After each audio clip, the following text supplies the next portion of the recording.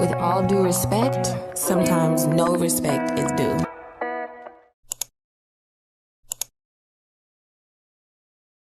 Okay, so this episode is gonna be really special because I'm gonna talk about loneliness and just being a loner. I saw that whenever I talked about loneliness and being a loner during summertime when everybody is going with their group for camping and all of that, a lot of people listen to these episodes and they are one of my most played episodes whenever I talk about being lonely. So I'm gonna do that again. Even though I'm not the loneliest person on earth, the thing is, I choose to be lonely, right? Like in the past, I was a loner. Not a lot of people wanted to hang out with me, and I was not cool. So as I grew up and as I became more confident and more high vibrational and just more open to socializing, a lot of people wanted to befriend me, a lot of people wanted to hang out with me, but I chose to not do that. Because listen, once you are aware of your worth and once you are confident in yourself and you can distinguish low vibrational people and high vibrational people, basically people who um, are not that good for you and people who are amazing for you, that motivate you, you will choose to be a loner because believe it or not, there are so many horrible people and so many people that just bring others down and they just kind of drain you. And it's pretty hard to believe for some people that out there is a higher percentage of people who are really, really bad for you because online, people are posting the things they choose you to see, right? They are usually posting their highlight moments, they are usually posting wholesome things, but you don't know their actual personality unless you get to know them. Um, for many people, this can be pretty obvious, of course, but for younger people, it may not be like that because I used to talk to a lot of people online and I didn't even think about the fact that maybe in real life they were totally different, right? Being a loner is either not a choice or a choice. In my case, it is a choice. If I wanted to go out with a group, I could. I could do that. But why? you know? Um, I'm also an extrovert. I am not an introvert whatsoever. I'm an extrovert with social anxiety sometimes, which can be really contradicting. But, I really like to talk to people. I really like to vibe with others. Sometimes I'm in the mood to go out with a group. But the thing is, I don't attach myself to these people, right? So I don't consider them to be my friends. I have two people in my life right now that I just talk to on a daily basis that I feel very, very close to. And these people are my boyfriend and my best friend. They are amazing people. They're always motivating me, they're always making me feel better. And it's nice that we have mostly the same aspirations in life. So we are very similar and we get to motivate ourselves when it comes to our dreams and aspirations. Like we all want to go to med school. So when I'm not motivated, it is really easy for me to just ask them like, hey, what do you do when you feel stressed? Like just asking them for advice. Growing up, by the way, I'm 18, and maturing and just getting to know myself made me realize that hanging out with a person, two people, three people is way better than just having a big ass group, than just talking to everybody and not being able to distinguish who is toxic, who is not toxic, and just having a lot of beef. I remember that I used to go to a salon where I did my nails, and the lady that did my nails was a family friend. She also had a daughter, which was the same age as me. And I remember that sometimes she would come to her mother's salon, and it was just like the three of us there. I was getting my nails done, they were talking, whatever. I was on my phone or just looking at my pretty nails. But this girl, she just talked about her group, and all she did was talk about the drama and talk about the beef that she had with that person who cheated on that person, who fucked that person. Like, it's just too much unnecessary drama and just stress. It doesn't make you feel good on the inside. And her mother kept telling her, because of course I couldn't open my mouth, because if I open my mouth, I can become really mean in these situations. So I would rather just shut the fuck up, know my place, just, chill there 1 more hour until my nails are done and I can finally go home and cleanse myself with fucking incense, But anyways, her mother kept telling her, if this group doesn't make you feel good, why do you hang out with them? And she was like, no, they make me feel really good, but it's just that this drama and whatever. That's why I don't like groups. And that's why they don't last. You never see like a group of 6 people, a group of 10 people, or more people last forever, Like, I used to have a group that I went out with every single Saturday. The only person that I am close to from that group is my best friend. Like, that's it. The rest of the people, like, yeah, some were nice to talk to and really funny, but some were just so draining. And every single time I would come back home, I would feel so tired, I couldn't do anything else.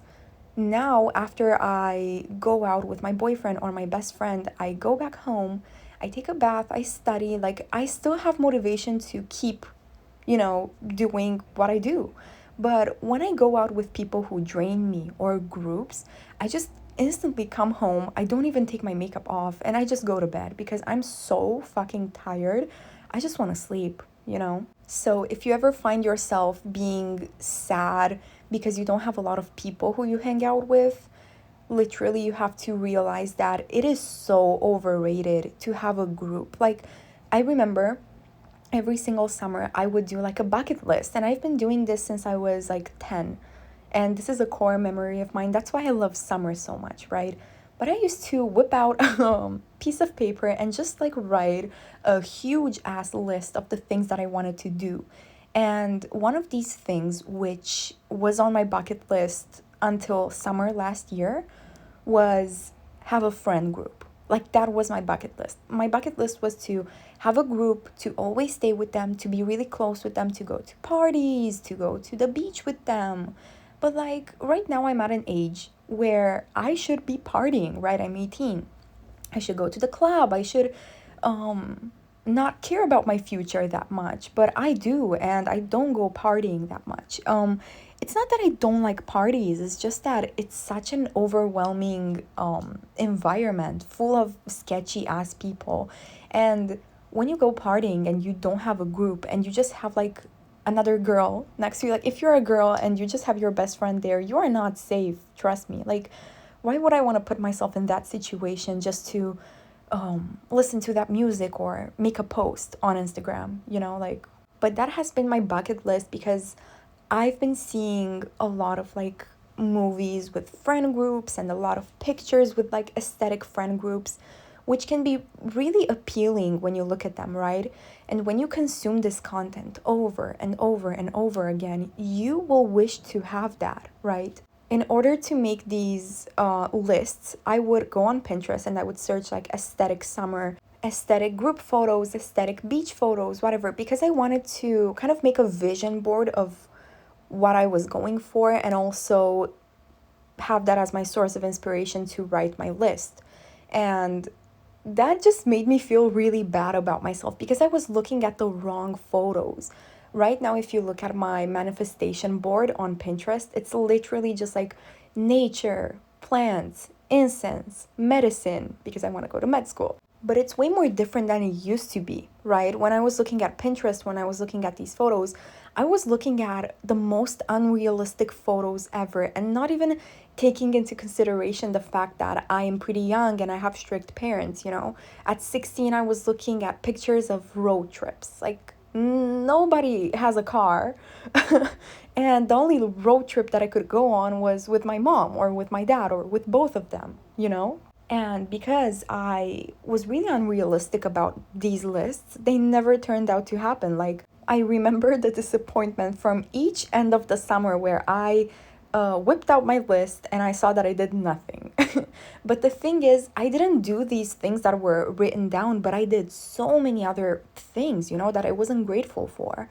So being a loner is not that bad. It's actually very beneficial for you because instead of charging yourself with horrible energy and hanging out with low vibrational people, you hang out with two good quality people or your family, or it doesn't really fucking matter, and you just feel at your best, right? And in order to do that, you first of all need to do a little bit of introspection, right? You need to get to know yourself on a very deep level. And I talked about this before. Last summer, I didn't know who I was anymore. I was going through a personality crisis. I was going through a lot of changes and I felt really low vibrational. And there was just chaos around me, chaos in my head. So for 2 weeks, I didn't talk to anybody except my best friend and my mom. And I limited my social interactions to the point where I was just going to the beach with my mom, and then I was going home and reading. And then the other day, I would go to my best friend at the park and we would just like chill in silence. And that's it. Like, that's all I did for 2 weeks. And that really made me aware of myself and who I was. I got to know myself. I got to know the people that bring me down, the people that uplift me. And I kind of made a list of high vibrational things and low vibrational things. Basically, if you don't know what a vibration is, because I've been talking about it since the start of this episode, every single person has a unique vibration. And if it's really high, you are very happy, you are very at peace with yourself, with your soul, you are very grounded and determined. But if you are low vibrational, you surround yourself with horrible people, you live in chaos, you don't know what you want from your future, you don't know who you are, you know? You have anger issues, you don't take care of yourself that much, like not just like physically, but also mentally, you know? So that is what being high vibrational is and low vibrational. But anyway, so I made a list of things that make me high vibrational and the things that make me low vibrational. And when I noticed the things that make me low vibrational and I actually wrote them down and put them on a list, I tried to avoid them. And now it's just something really natural for me to avoid toxic people. If we don't match anymore, like let's say we are old friends, if we don't match anymore, if going out makes me feel really drained, or if you going out with me makes you feel really drained, like there is no reason why we should continue our quote unquote friendship or whatever we have going on, You need to learn how to say no to people. And also you need to learn how to say, I'm not comfortable with this, don't call me that, no, like these phrases, especially many girls are ashamed to use them, right? Because they do not want to piss off the other person. But like, you are allowed to say yes or no. And if no comes with a guilt, you should still say it. Like, even though you feel guilty, even though you feel very ashamed or scared of what that other person is gonna say, listen, if I want to be friends with somebody and that person says, I don't want to be your friend, I'm not gonna be offended, because I know that if they do not want me to be their friend, we clearly don't match. So why would I be friends with a person that I don't match with, right? I can take rejection, I can take no as an answer, and I think everybody should. And if that offends you, if you, I don't know, if you invite somebody on a date, let's say, and they say no, and that offends you, you should really do some introspection. Like, why am I offended? Why did I react in that way when that person just told me no? Like, you have two options: either hang out with that person or don't. And there's nothing wrong with telling them, I do not want to hang out with you anymore, or just avoiding them. There's nothing wrong with that. We are people. There are so many people on this earth that you can hang out with beside that person. Being comfortable in yourself will make you cope with the fact that you are a loner, and it will make you actually prefer being a loner. Like, last year I started going out by myself. I'm not doing that too often anymore, but I certainly do not feel uncomfortable to do so. But I was in one situation where I was like, should I go out by myself? Should I just chill with these people? Like, I was with a group to drink coffee, and I asked these people like if they wanted to order food, and nobody wanted to, but I was so hungry. So I said, you know what, I'm just gonna go now, and I'm gonna go by myself. And eat at a restaurant and we're gonna see each other on another day. So I just I just dipped and I went to an Asian place where I ate like some teriyaki chicken with rice. And I actually studied at biology while I ate. It was really, really nice. It was kind of like a date by myself. And I also got to recharge my mind because I was with a group, and that usually brings me down, you know?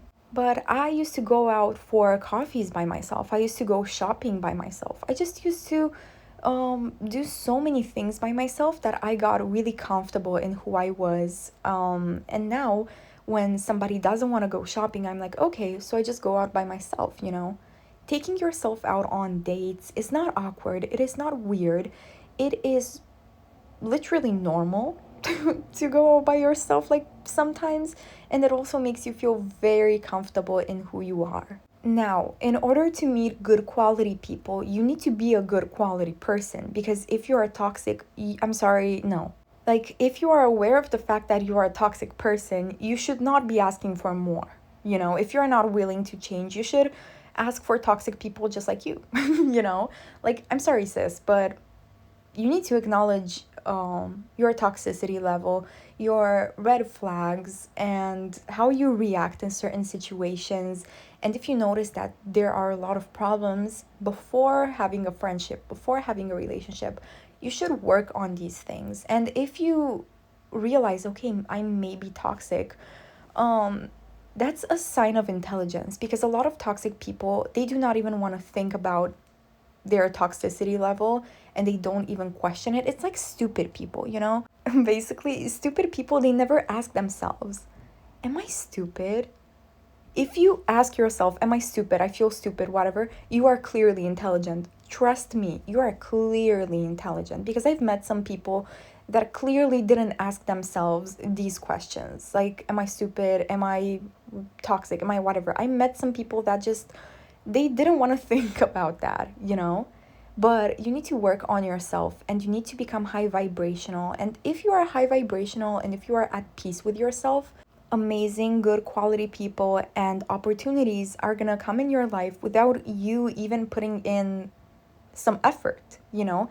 They're just gonna be in your way, and it's your choice to accept them or not, you know? But once you become high vibrational, and once you are aware of who you are, and you are a good quality person who is genuinely kind, you know, you're gonna attract people like that. You attract what you are. And I noticed that when I was in a really bad headspace, I was surrounded with toxic people, and I couldn't even like find a reason why so many people were really mean to me and so many people brought me down. It was because I didn't even like myself. If you don't love yourself, who is gonna love you? Like, if you don't like yourself, who is gonna like you? Nobody is supposed to like you. If you are not confident in your skills, who should be confident in your skills? Like, if I'm not confident in driving and I have my best friend next to me, she's not gonna feel confident driving with me. She is gonna feel very scared that she's gonna die, you know? If you radiate kindness and positivity and just, you know, if you radiate down to earth energy, right? So many people are gonna wanna be in your life. And that's another thing that you need to be aware of. Once you become a better version of yourself, because there's never like the best version of yourself. You need to chase the best version of yourself. And I consider that the best version of yourself is when you're really close to death, when you're really close to dying, because you have so much wisdom and so many experiences. That's when you are the best, you know? But if you are a better version of yourself, people are gonna notice it, and they are gonna want to be your friend and want to be your partner. And you will notice that you will be surrounded with so many people, and you need to learn how to say no. You need to know your priorities, because sometimes if I could go out every single day, I would. And I can. But I have my priorities. I have to work on myself. I have to study. I have to clean my house, whatever. I have to read. So instead of doing that, am I just gonna go out because I don't feel comfortable saying I cannot go out today? Like, no, I'm sorry. But anyways, I don't think it's a bad thing to be a loner. It's absolutely not a bad thing. And I believe that every single good quality person is a loner, you know?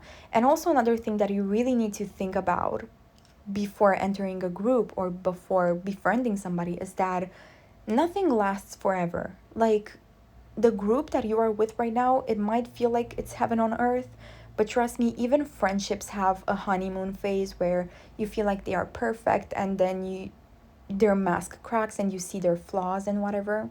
I was in a pretty big group this autumn, and when I entered that group, I told myself, this is not gonna last because, of course, we have like different priorities. Like, we have different opinions about certain things, and we are just different human beings, and it's never gonna be like a forever thing, you know? It's not gonna last that much because friends in your teen years, and just especially groups in your teen years, they will never last, trust me. Like, it's very, very rare for a group to last, you know? And just as I expected, the group didn't last, and in a few months it was over with, you know? I didn't feel sad. It was not that much drama, but we just have